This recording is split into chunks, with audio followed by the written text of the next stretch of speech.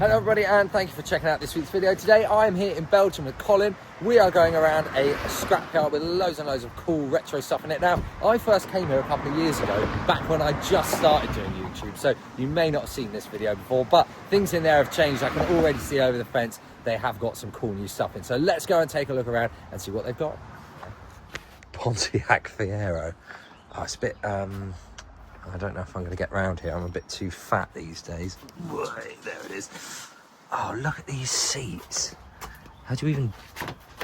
What? Right, why is it locked? It's in a scrapyard and it's locked. So you'll have to just look through the glass. But I love those, the grey and the red. I'm not the biggest fan of grey interiors, but the red sets that off really nicely. I think they make Ferrari kind of kit cars off of these. But look at the wheels as well. Absolutely love that. Shame that's sitting here dead, but it is American, so obviously it's not the most reliable of things, but the most reliable of things, of course. Look at this. Oh, not that, sorry. That. MR2s everywhere. We got Subaru Tribeca. I don't think we ever got this. Did we get this in the UK? No. Bit of a weird one. That shape actually looks a bit Alfa Romeo-ish. And look, they've got little spikes in there. These obviously lit up and had cool needles and stuff, but yeah, kind of don't mind the shape of that, you know. What else have we got here? Wow, okay, this is a rare sight. Mazda 323. Obviously I have one, but mine's the earlier one than this, which is even rarer, but that means that I can't get any parts I need. And yeah, let's see if we can... No, that one's also locked. That's in good condition though. Makes me wonder maybe if this is supposed to survive. Is that actually in here because it's dead? I think so. I could be tempted to drive home in that, you know. It's not crash damage. It's got a really good condition badge on the back though, and mine's all faded and worn off. So I think I'm going to have that badge. I don't know how I'm going to get that off. We've got to go and get some tools, I think. But yeah, look, really nice shiny badge there. So I will be taking that, and I'll hope that it fits nicely where my one is. So what have we got here? E46. Don't know if these were European, but I actually kind of like those with the yellow indicators. But obviously in the UK, if you've got one like I do, you go for the black smoked ones. They've got cans of Coke to catch all the brake fluid that comes out. But do you know, I don't really remember seeing this sort of champagne coloured trim very much actually, but yeah, it smells very oily in here, and that is not the right seat for this. What else have we got over here?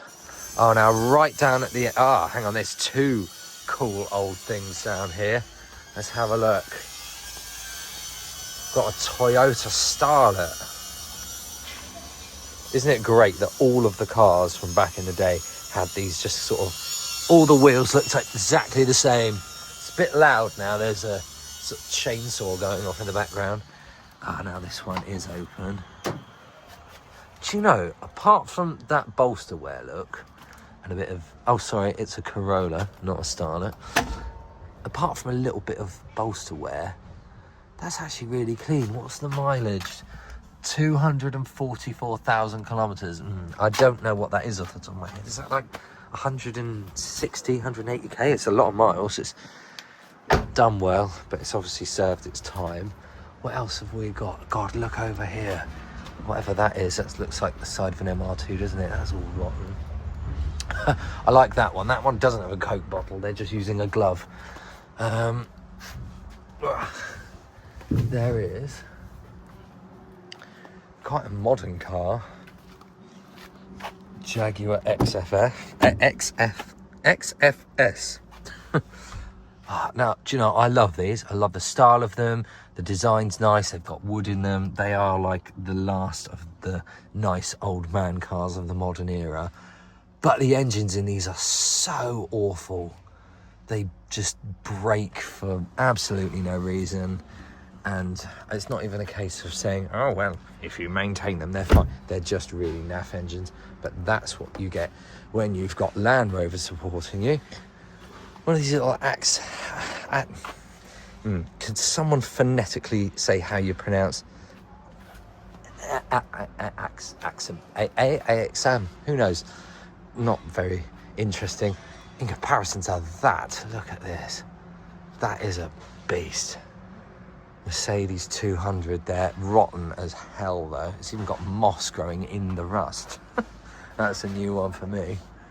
Wow, look at that. Just peel bits off and there's the sponge of the floor underneath. Wow, that is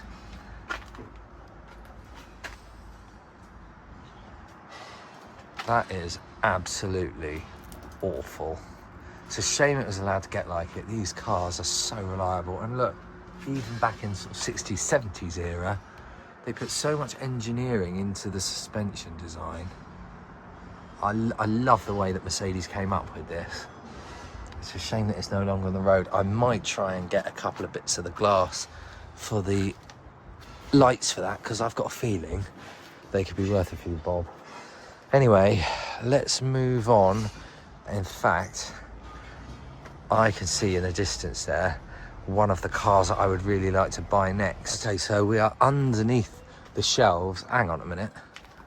What is that? That is nothing that we have in England, is it? Obviously, it's a Chevrolet.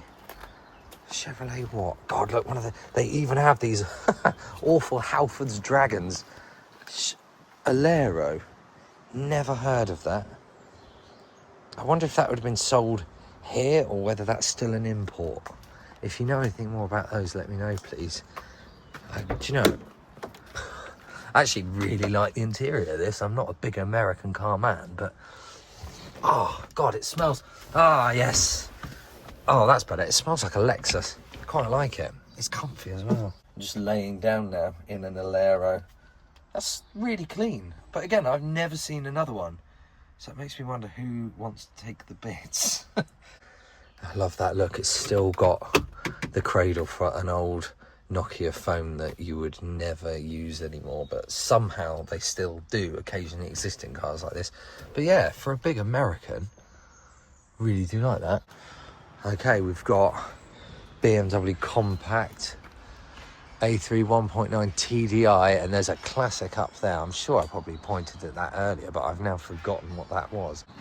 If anyone can tell me what that is, please do let me know. It looks a bit like that sort of Austin Allegro shape. It isn't, but I've got no idea. I would really like to learn that. Now, look over here, there's a Citroen AX, but it's an AX Evening, so I don't know if that's some sort of special edition, but it seems like it's got alloys. It doesn't say what sort of engine it is though. Still, let's have a look inside. It's a Mark 1 because it's got these hidden handles. Oh, okay, it smells a bit, but oh, it's actually quite nice. Do you know, these pinstripes, they're actually the same as the fabrics that you would get in a BX, so I don't know. Well, this probably would have been on sale at the same time anyway, wouldn't it? Well, that's a shame. Really cracked dash up there as well, look at that. Ah, that's actually a cool little special edition. I get the feeling it's probably a high spec one actually, but I've never heard of a Evening before. Ah, shame. And do you know what I've just noticed really funny about this? It's got a plastic crash bar. I assume that's some kind of bumper support, but usually in a car that would be metal, but no, on a cheap old AX it's plastic. Yes, that would be the steering wheel out of it. Ah, look at that. What? Yeah, look, it's a Toyota Starlet. Oh, is it? Didn't they all look similar in that era? Were the Starlets rear-wheel drive? No, some of them were. Oh. Because my friend used to race them. This one isn't. God, we really look like we don't know anything. What's this car? What is it? I don't know, I've got no idea. Citroen N. What's a Citroen N? Citroen N. Citroen. But look, it's got 2 dots. So what noise is that? Citroën. That's a Citroën. Citroën. What? Toyota Corolla. Yeah. Did you not spot that? See that? Yeah. No. It's got really nice wheels on it. Now that looks like a larder up there. It did from its front lights. But unfortunately, they're so high up, I just can't. They're obviously stacked 3 high.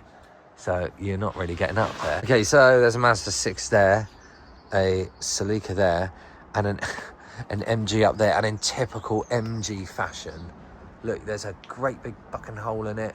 You can see all the sills are rotten. I'm just going to zoom in there. Look at all the rust on that. That is so typical of a British vehicle. I love it. How funny. But again, not really a big loss, is it? Because there are loads and loads and loads. In fact, we stayed in a weird chateau last night, and in the car park there were 3 of those next to each other.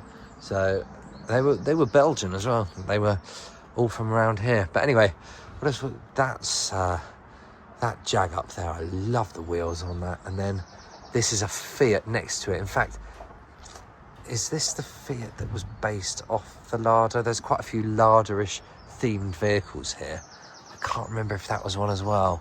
It's a bit difficult to get up to that. And then down next to it, we've got another Mitsubishi. I mean, these, obviously, the ones that are down here are a bit more modern, but what a lovely old Fiat. I love the front end on that with the dual lights. Funny, because you don't really get Fiat making saloons, and obviously they did back in this day. You just sort of think that they only ever really made the 500 and such like, but that's a cool example of an old Fiat. But yeah, it's far too rusty to ever be any use to anybody ever again. Next door to it, I don't know what that is either. Look, if you have a look there, what is that badge? But next to it, look, there's a Citroen Ami. The best thing ever, the old Citroen. These were a brilliant car. Really, really rare now. We have got 1 or 2 in the UK that float about, but that is a shame. It's got 3 nuts on the wheels.